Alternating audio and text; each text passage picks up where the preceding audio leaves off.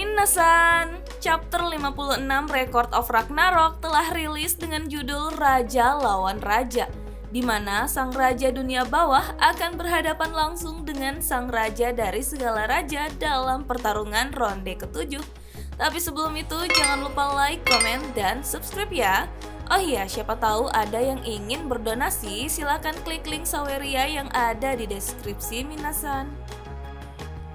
Panel pun dimulai di mana Ares yang telah dibanting oleh Qin dan tidak menerima perlakuannya yang seakan-akan tidak peduli dengan apa yang Ares katakan. Ares pun mulai naik pitam. Ia memperkenalkan dirinya sebagai salah satu dewa dari 12 dewa Olympus. Ia adalah sang dewa perang. Di saat bersamaan Ares ingin membalas perlakuan Qin terhadapnya. Ia pun menggenggam tangan Qin, namun sayangnya yang terlempar justru Ares lagi Minasan. Qin sungguh tidak peduli sekalipun Ares adalah dewa perang. Hermes yang menyaksikan hal tersebut pun mulai merasa tertarik dengan Qin Shi Huang yang dengan mudah melempar Ares. Qin pun tiba-tiba meminta sesuatu yang bisa diminum. Dengan santunnya Hermes menawarinya air madu. Qin yang ternyata merasa minuman tersebut sangat enak, langsung ingin memuji Hermes dan kemudian menanyakan namanya. Hermes dengan nada sopannya pun memperkenalkan namanya dan mengatakan bahwa ia juga salah satu dari 12 dewa Olympus. Di saat yang bersamaan, Ares ingin bangkit dengan rasa yang sangat kesal terhadap Qin dan Hermes yang sama sekali tidak peduli dengannya. Namun tiba-tiba Gold datang membuka pintu, yang membuat Ares terjepit antara pintu dan tembok. Kok Ares sial banget ya Minasan? Gold pun berteriak bahwa ia telah menemukannya. Ia mencari Qin dengan cara mengikuti lubang pada tembok karena ulah Qin. Brunhilde tampak marah karena Qin meninggalkan ruang tunggu yang sudah disediakan oleh Brunhilde. Bahkan sudah berkali-kali diingatkan untuk tidak meninggalkan ruang tunggu. Apalagi membuat keonaran yang menjadikan dinding-dinding lorong pada bolong. Tapi siapa sangka jawaban Qin sangat menyebalkan. Ia menganggap itu semua tidak masalah. Kemanapun ia pergi, itu bukanlah suatu masalah menurutnya. Mendengar jawaban Qin, Hermes pun tertawa. Tapi Ares justru ketakutan dibuatnya. Ia menganggap Qin adalah orang yang berbahaya. Gold pun beranggapan bahwa Qin bukan orang yang bodoh. Ia hanya orang yang sedang tersesat hingga berada di ruang VIP. Tiba-tiba Qin Shi Huang meminta maaf, namun dengan cepat juga ia menarik kata-kata itu. Lalu ia segera ingin meninggalkan ruangan VIP. Tapi bohong, ternyata Qin menyukai ruangan VIP tersebut. Ia merasa berada di ruangan itu tidak membuatnya bosan, terlebih lagi pada kursi yang ia duduki.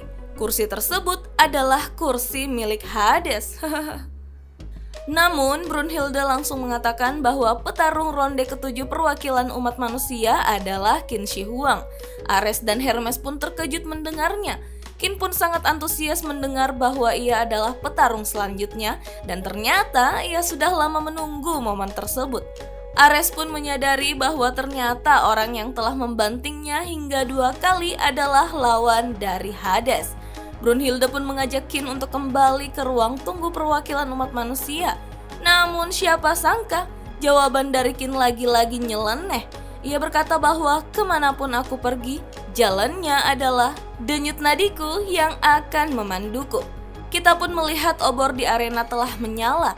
Dan Heimdall menjelaskan bahwa setelah pertarungan ronde ke-6, skor saat ini seimbang, yaitu 3 kemenangan pihak dewa dan 3 kemenangan umat manusia. Heimdall pun memulai untuk memanggil peserta dari perwakilan umat manusia. Namun sayangnya Qin tidak muncul. Tiba-tiba gong besar pun dipukul.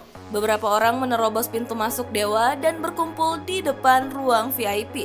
Ternyata mereka adalah seluruh kaisar Cina dari seluruh dinasti datang untuk membukakan jalan bagi sang raja dari segala raja, siapa lagi kalau bukan Qin Shi Huang. Beberapa penonton dari pihak dewa dibuat kesal oleh ulah dari Qin yang datang dari ruang VIP menuju arena Valhalla. Ia seolah-olah tidak menghargai sama sekali tentang apa itu yang disebut sebagai dewa. Heimdall pun menyambutnya dengan sangat profesional. Ia menjelaskan sedikit sejarah tentang Perang 6 Raja dari 6 dinasti yang bertikai selama 550 tahun di Cina dan dihentikan dengan mudah oleh Qin Shi Huang. Ia yang membuat jalan, membangun istana, menyatukan seluruh manusia yang berada di dataran Cina. Ia juga satu-satunya manusia yang mendekati Kaisar Surga. Ia adalah kaisar pertama dari Cina. Ia adalah Qin Shi Huang. Ia pun disambut sangat meriah oleh para penonton. Namun di sisi lain, Qin pun dianggap sangat sombong. Bahkan dianggap ia tidak bisa bertarung. Tiba-tiba salah satu Valkyrie marah kepada Qin karena sudah menunggu lama di pintu keluar petarung umat manusia. Valkyrie itu bernama Hervor Alfhild. Ia juga putri ke-10 Valkyrie. Bahkan Alfhild merasakan firasat buruk ketika ia dipasangkan dengan Qin. Menurutnya karena Qin tidak pernah mendengarkan omongan orang lain. Mendengar hal seperti itu, Qin dengan kesombongannya pun berkata, "Itu tidak masalah karena aku adalah kaisar." Alfhild pun makin jengkel dengan perilaku Qin. Ia tidak bisa menyatukan hatinya untuk menjadi Volun bagi Qin.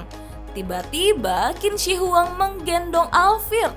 Hal itu membuat Alfhild jadi salah tingkah. Namun Qin dengan senyumannya berkata, "Jangan memberontak dasar gadis tomboy." Nah, gini kan bagus. Alfhild pun langsung mengamuk dan berkata, "Dasar gila." Di saat bersamaan mereka pun bersatu. Badan dan kedua tangan Qin pun langsung berubah menjadi senjata suci Volun Shinra Gaishu. Gol mulai mencemaskan Alfhild. Namun Brunhilde menenangkannya bahwa kita harus mempercayai mereka berdua. Kemudian kita pun diperlihatkan Hades yang sedang berjalan menuju pintu keluar. Ia merasa bahwa sudah lama tidak menggunakan senjatanya yang bernama Bidden. Lalu seseorang datang dari arah belakang Hades. Ia adalah pelayan dari Poseidon yang bernama Proteus. Ia memberikan senjata milik Poseidon kepada Hades yang bernama Trident. Proteus memohon kepada Hades dengan cara membawa senjata milik Poseidon. Itu sama halnya dengan Poseidon ikut serta dalam pertarungan. Tetapi Hades agak kesal karena menurutnya Poseidon itu bukan sosok dewa yang meminta seseorang untuk membalaskan dendamnya. Namun Hades sebagai kakak dari Poseidon sudah menjadi kewajibannya untuk membalaskan kematian adiknya. Ia pun mengambil Trident dan menyatukannya dengan Bidden. Hades pun menuju ke arena Valhalla, dewa yang jika berjalan, dunia akan menjadi menakutkan. Dan ketika ia melotot, semua orang akan tumbang. Bahkan Cerberus sang anjing penjaga neraka pun tunduk padanya. Typhon sang monster mematikan akan mengendus padanya. Kakak tertua dari 3 dewa terkuat Yunani, dia adalah Hades. Pertarungan yang memutuskan siapa yang menjadi raja sesungguhnya pun dimulai. Amarah Hades karena adiknya yang telah dibunuh oleh manusia membuatnya langsung menyerang dengan membabi buta. Serangan yang sangat mematikan dari Hades itu pun terus dihindari oleh Qin Shi Huang. Tiba-tiba Hades melompat ke udara kemudian menyerang Qin dengan teknik palu besi Persephone.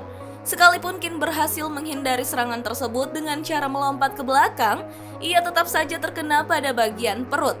Bahkan sebelum Qin memperbaiki posisi setelah terkena serangan pertama, Hades langsung menyerangnya lagi menggunakan teknik perusak badai. Namun ternyata serangan Bidden tersebut bisa ditangkis oleh Qin dan melencengkannya. Qin kemudian memutar Bidden milik Hades dan menghempaskannya, yang membuat Hades tertusuk oleh senjata bagian belakangnya sendiri. Tampak raut wajah Hades yang sangat kesakitan. Gol, Brunhilde, dan Ares pun terkejut dibuatnya. Ternyata itu adalah teknik dari Qin Shi Huang, Shiyu, Gai Shiki, Shouriki, Tenhou. Kemudian dengan gagahnya, Qin berdiri di hadapan Hades dan berkata, "Wahai Raja Dunia Bawah Hades, apa yang baru saja kau katakan? Kalau begitu aku akan memberitahumu sesuatu." Dengan senyum dan menunjuk Hades, Qin berkata, "Raja di dunia ini hanyalah satu orang." Dan chapter pun selesai hanya sampai di sini minasan. Sungguh tidak disangka jika serangan dari Bidden milik Hades bisa dikembalikan dengan mudah oleh Qin Shi Huang. Nah, karena kita semua akan menunggu sebulan lagi untuk melihat kelanjutan dari pertarungan antara raja ini, kira-kira teori aurat akan berlakukah atau tidak, Minasan? Yuk kita berdiskusi di kolom komentar ya. Sampai jumpa di video selanjutnya. Dah.